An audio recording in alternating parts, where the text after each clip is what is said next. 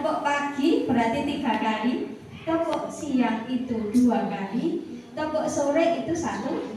Tepuk ya Bu, tepuk satu pertemuan. Berarti belum konsentrasi ya. Perkenalan, ini namanya Bu Devi. Pertemuan pertama itu saya seingat siang, malam. Malam, bukan tepuk malam. Semangat ya Bu. Ya pinter. Nah, tepuk malam. Yang terhormat Ibu Dr.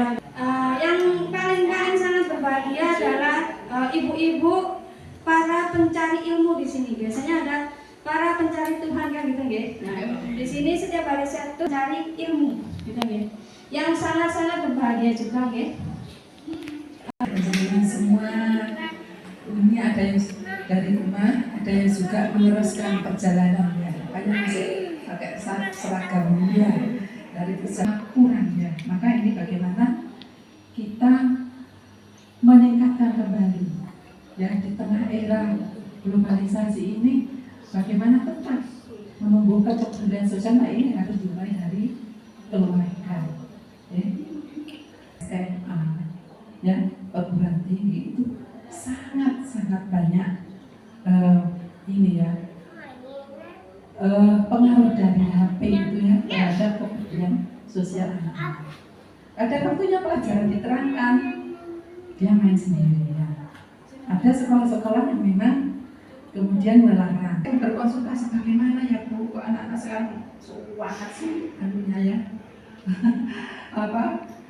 diperintahkan karena alasannya tugas, tetapi ternyata di balik tugas itu ada kemudian dengan game atau yang lain.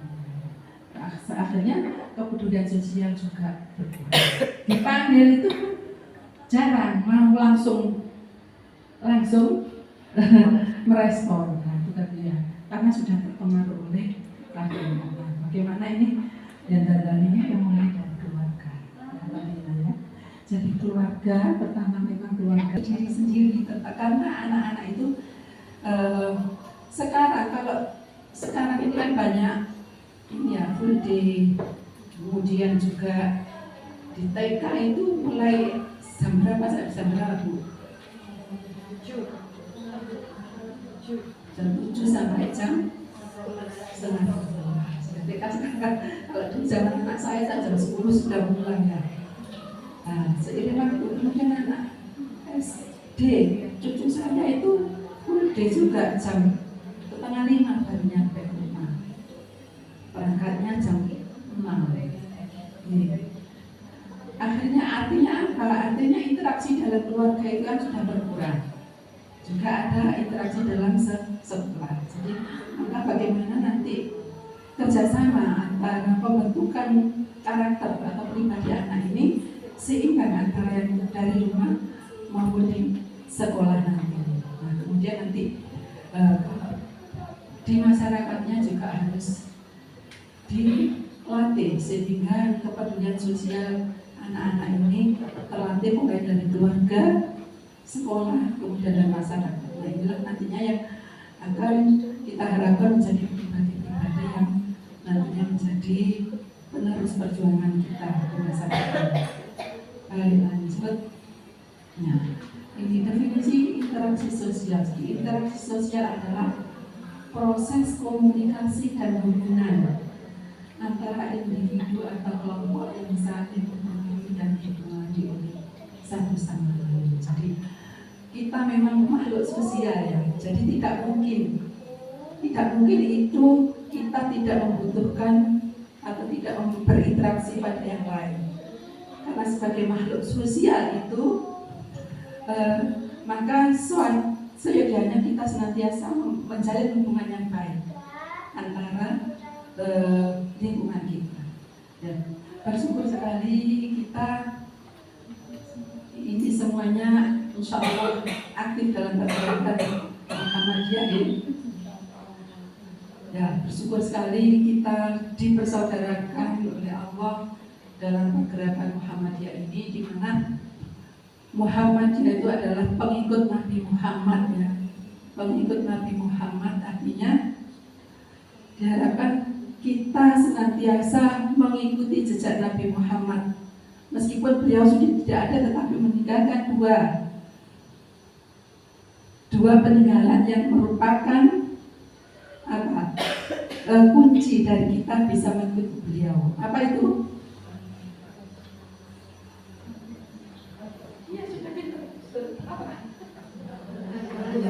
Al-Quran dan As-Sunnah. Nah, itulah pedoman kita, umat Muhammad, dan kita yang berada dalam pergerakan Muhammadiyah ini senantiasa mengikuti jejak beliau, yaitu dengan berpedoman pada Al-Quran dan As-Sunnah. Bagaimana ya? Karena kita diciptakan oleh Allah itu sebagai manusia yang mempunyai tugas apa? Wa ma khalaqul jinna wal insa illa liya'budun. Ya, beribadah pada Allah itu hubungan makhluknya, ya, hubungan vertikalnya. Kemudian ibadah yang kedua adalah ibadah horizontalnya. Karena apa? Tugas manusia diciptakan oleh Allah itu, ya, Allah menciptakan manusia untuk sebagai khalifah fil ardh. Ketika Allah berdialog dengan Nabi, dengan para malaikat, wa qala rabbuka malaikat ini ja'alun fil ardi khalifah, ya. Jadi memang tugas manusia selain tadi, maaf ya saya tak minum.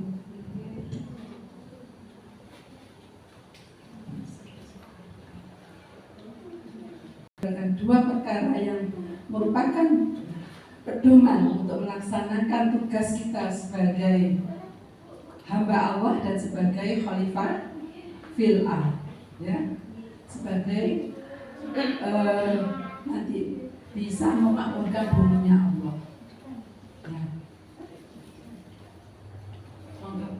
Yang depan tadi, makanya untuk bisa melaksanakan tugas itu, makanya apa yang perlu kita, modal apa yang tetap mencari ilmu, ya, karena iman itu bisa bertambah dengan bertambahnya ilmu, ya. Terus mencari ilmu dan mencari ilmu, ya. Bu guru juga seperti itu. Bu guru bisa semakin berprestasi, terus diberi wawasan dan pelatihan ilmu dan ilmu. Demikian juga keimanan kita harus senantiasa kita sirami dengan ilmu dan ilmu. Maka ini adalah suatu kesempatan yang baik sekali untuk mbak-mbak, ibu-ibu ini, ya, untuk senantiasa nanti beristiqomah mengikuti pelajaran ini sampai berapa pertemuan nanti? 12 pertemuan, ya. Kalau tidak ada uzur yang syar'i maka jangan disia-siakan, ya. Karena ilmu yang disampaikan ini saling ada keterkaitan, ya. Dan juga ada proses kelulusan juga. Nah, ada proses kelulusan juga. Maksudnya apa? Supaya apa yang jenengan terima itu ada tadi, ya, ketersambungan, sehingga bisa memahami apa yang diharapkan oleh para pelaksana atau pengurus ini nantinya. Nah, ini kalau dari awal berapa orang ini yang mengikuti? Bagaimana hadis yang diriwayatkan oleh Abu Dawud, Tirmidzi dan Ahmad, laisa minna laisa minna, tidak termasuk dari golonganku. Jadi karena ini hadis Nabi, maka Nabi bersabda bukan termasuk golongannya Nabi Muhammad, bukan termasuk umatnya Nabi Muhammad nantinya. Malam yarham, barang siapa yang tidak menyayangi sohirona, yang lebih kecil, ya, wa ya'rif syarafa kabiruna, dan tidak menghormati pada yang lebih tua, ya. Jadi artinya apa? Jadi terhadap yang lebih kecil, kalau kita konteks dalam keluarga, kakak terhadap adik itu harus dididik. bagaimana kakak menyayangi adik, bagaimana saudara menyayangi saudara, bagaimana hubungan tidak hanya dalam satu rumah, tetapi ada nanti bertambah saudara semisalan, kemudian yang lainnya. Nah, itu tetap harus kita orang tua ini yang senantiasa harus mendidik kepada anggota keluarga kita supaya saling menyayangi tadi terhadap yang kecil, menyayangi, membantu. Kemudian dalam berkata juga tidak boleh membentak dalam menanya. Kemudian terhadap yang besar juga senantiasa harus menghormati. Nah, ini tugas dari kita ibu, karena ini namanya tarbiyatul mar'ah, khususnya diperuntukkan untuk mar'ah kita, tugas kita sebagai ibu. Ini semuanya sudah menjadi ibu. Ada yang belum ya, calon ibu? Sini Mbak, kosong ya, monggo. Yang calon ibu juga tetap harus belajar ya. Nah, kemudian prinsip yang kedua adalah komunikasi yang efektif. Ya, komunikasi ini sebagaimana dasarnya dalam Quran surat Al-Ahzab ayat 70. A'udzubillahi minasyaitonir rajim. Bismillahirrahmanirrahim. Ya ayyuhalladzina amanu taqullaha wa qulu qawlan sadida. Wahai orang-orang yang beriman, takwalah kalian kepada Allah dan berkatalah dengan kata-kata yang benar. Nah, jadi dalam Islam itu, ya, dalam Al-Quran itu sangat istimewa dan sangat sempurna. Nanti ada banyak kaulan-kaulan yang ada di dalam Al-Quran ini ya, disebutkan. Jadi tidak hanya mengungkapkan apa yang harus dibicarakan, tapi juga dalam Al-Quran itu mengungkapkan bagaimana cara berbicara, kepada siapa kita berbicara, ya. Jadi banyak sekali kaulan, nanti kita akan punya, ada kaulan sadida, ada kaulan ma'rufah, ada kaulan layyinah, ada kaulan maisur, ada kaulan karimah, ya. Nah, ini diperuntukkan untuk siapa? Ternyata Allah itu sudah memberikan syariat yang begitu lengkap, ya. Kaulan sadida misalnya, kaulan sadida ini diperuntukkan untuk pada orang-orang yang ada di sekitar kita, pada orang secara umum, disampaikan kepada anak-anak kita. Maka berbicara yang benar, yang jujur, dimulai dari keteladanan, supaya anak-anak kita juga senantiasa berkata yang benar, tidak berbohong. Nah, sebagaimana dalam Quran surat An-Nisa ya, ayat 9, A'udzubillahi minasyaitonir rajim. Bismillahirrahmanirrahim. Wal yakhshal ladina la taraku min khalqihim dzurriyyatan dhi'afan khafu 'alaihim wattaqullaha wal yaqulu qawlan sadida. Surat An-Nisa ayat berapa, Bu? 9.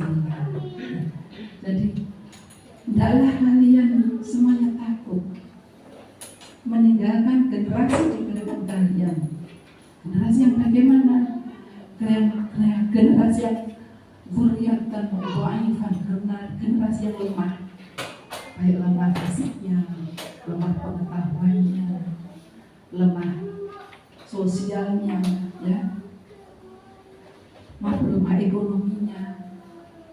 Kemudian dilanjutkan khawfu alaihim. Benar-benar kalian itu harus takut. Wattaqullaha wal yaqulu qawlan sadida. Dan dalam kalian bertakwa kepada Allah dan berkata yang benar.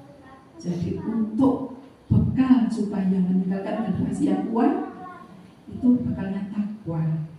Bekalnya takwa, kedepannya harus keteladanan, ketakwaan kita pada Allah, dan juga dalam berkata itu senantiasa kata yang benar, memilihkan kata-kata yang bagus, kata-kata yang benar, supaya menjadi anak-anak yang bukan menjadi anak yang pembohong.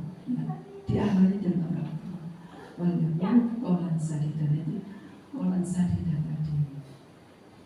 Kemudian prinsip yang kedua yaitu berperilaku adil. Ya. Berperilaku adil di sini sebagaimana Quran surat An-Nisa ayat 135. Saya bisa dibantu membaca, monggo. Bismillahirrahmanirrahim. Ya ayyuhalladzina amanu kunu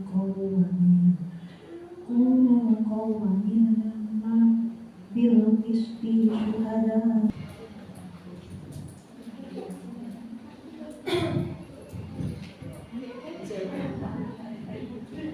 Beriman, jadilah kamu penegak keadilan, menjadi saksi karena Allah, walaupun terhadap dirimu sendiri atau terhadap ibu bapak dan kaum kerabatmu. Jika dia yang terdakwa kaya ataupun miskin, maka Allah lebih tahu kemaslahatan kebaikannya. Maka janganlah kamu mengikuti hawa nafsu karena ingin menyimpang dari kebenaran. Dan jika kamu memutarbalikkan kata-kata atau enggan menjadi saksi, maka ketahuilah Allah Maha mengetahui terhadap segala apa yang kamu kerjakan. Terima kasih ya. Jadi tadi ya prinsip dalam interaksi sosial dalam keluarga utamanya ini ya harus berlaku adil. Jadi kalau dalam surat An-Nisa tadi tidak boleh membedakan ya.